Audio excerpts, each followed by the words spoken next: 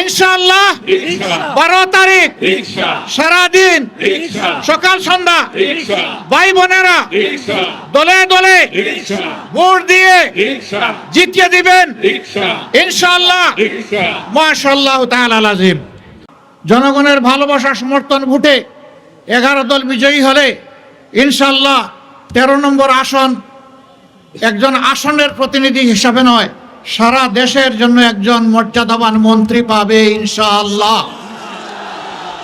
যিনি সংসদে গিয়ে শুধু 13 নম্বরের জনগণের কথা বলবেন না, তিনি 18 কোটি মানুষের অধিকারের পক্ষে কথা বলবেন, আলিম উলামার পক্ষে কথা বলবেন, আল্লাহর দ্বীনের পক্ষে কথা বলবেন, ইনসাফের বিরুদ্ধে কথা বলবেন, ইনসাফের পক্ষে দৃঢ় অবস্থান নেবেন। এইরকম একজন লোককে ইনশাআল্লাহ আমি বিশ্বাস করি এই এলাকার জনগণ বুকের ভালোবাসা দিয়ে আলিঙ্গন করে তাকে বিজয়ী করবে আগামী 12 তারিখ ইনশাআল্লাহ। এখন আমরা দেখতে পাচ্ছি কার ইশারায় কেন একই অন্ধকার গলিপথে আমাদের নির্বাচন কমিশন হাঁটার চেষ্টা করছে। তারা নির্বাচনের দিন 400 মিটারের ভিতরে সব ধরনের রেকর্ডিং বা ক্যামেরা মোবাইল সব কিছুকে তারা নিষিদ্ধ করতে যাচ্ছেন। আমরা পরিষ্কার বলে দিতে চাই, জুলাইয়ে ওই অপকর্ম যেমন মেনে নেওয়া হয়নি, আজকেও মেনে নেওয়ার কোনো প্রশ্নই উঠে না। নাহিদ ইসলাম বলেছেন, আজ সন্ধ্যার আগেই যদি এই প্রজ্ঞাপন প্রত্যাহার করে জনগণকে স্পষ্ট বার্তা দেওয়া না হয়, আগামীকাল নির্বাচন নয়, নির্বাচনী প্রক্রিয়া ভণ্ডুল করার জন্য যারা জটিলতা সৃষ্টি করছে তাদের বিরুদ্ধে আমাদের আন্দোলন শুরু হবে। এর সমস্ত দায়ভার তাদেরকে নিতে হবে।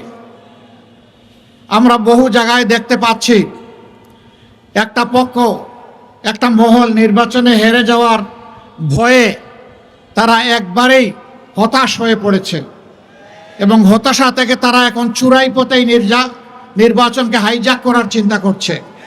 গুন্ডাদেরকে লেলিয়ে দেওয়া হচ্ছে, অস্ত্রের ভান্ডার গড়ে তোলা হয়েছে, ভোট কেন্দ্র অন্যায়ভাবে দখল করে মানুষের ভোট কেড়ে নেওয়ার পায়তারা করা হচ্ছে।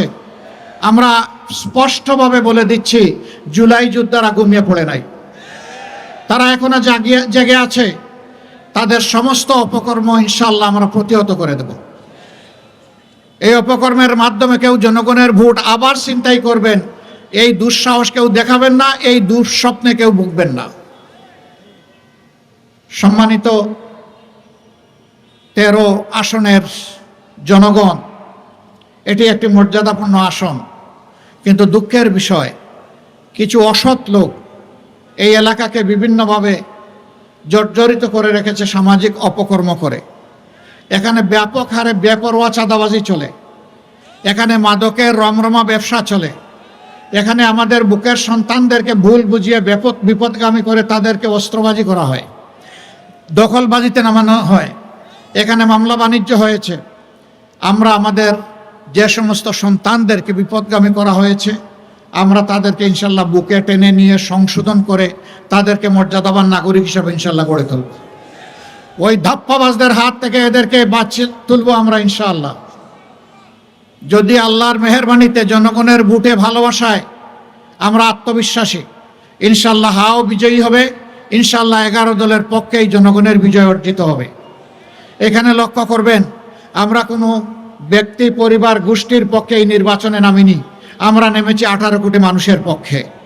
আমরা ঘোষণা দিয়েছি স্পষ্টভাবে, আমরা কোনো দলীয় সরকার কায়েম করব না, আমরা জনগণের সরকার ইনশাআল্লাহ কায়েম করব।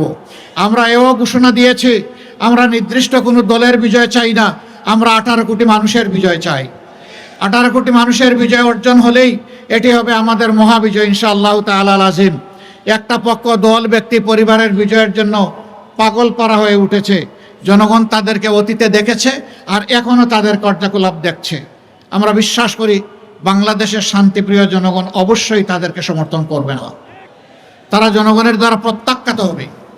যারা জনগণের পক্ষে আছে, জুলাই আকাঙ্ক্ষার পক্ষে আছে, জনগণ ইনশাআল্লাহ তাদেরকেই বেছে নেবে।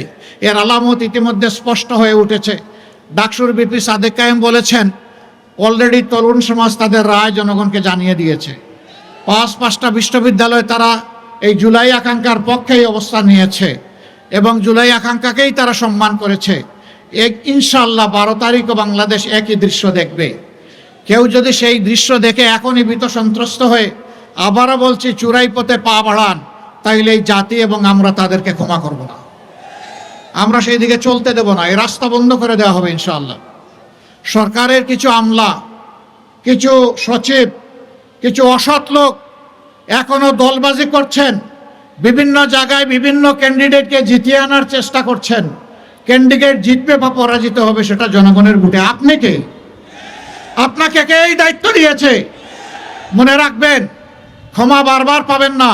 অপরাধ করে অতীতে ক্ষমা পেয়েছেন, আগামীতে সেই ক্ষমা করা হবে না।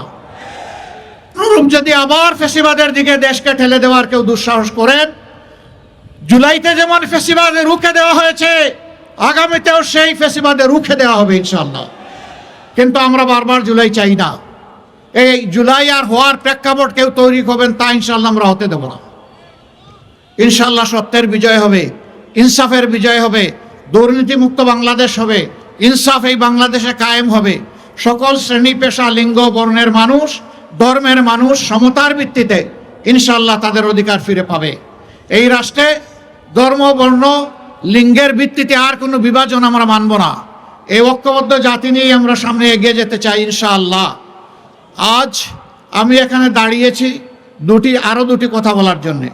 এখানে রিকশাই আমাদের 11 দলের প্রতীক, এখানে রিকশাই আমাদের জনগণের প্রতীক, জুলাই আকাঙ্ক্ষার প্রতীক, তরুণ প্রজন্মের প্রতীক, আমাদের নারী সমাজের প্রতীক, নারী পুরুষ সকলের প্রতীক, আধিপত্যবাদ বিরোধী জনগণের প্রতীক।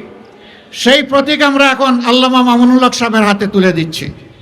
2 নম্বর প্রতীক যার হাতে তুলে দিচ্ছি, ইনশাআল্লাহ তাআলা আজিম, আল্লাহ তাআলার মেহেরবানিতে বিইজনিল্লাহ বক্তব্য যারা রেখেছেন তাদের বক্তব্যই আমার বক্তব্য। তারপরে 2-1টা কথা বলে ইনশাআল্লাহ আমরা যথেষ্ট সময় নামাজের জন্য হাতে রেখে আমার বক্তব্য শেষ করার আশা রাখি। আমরা 11টা দল একত্রিত হয়েছি কিসের ভিত্তিতে?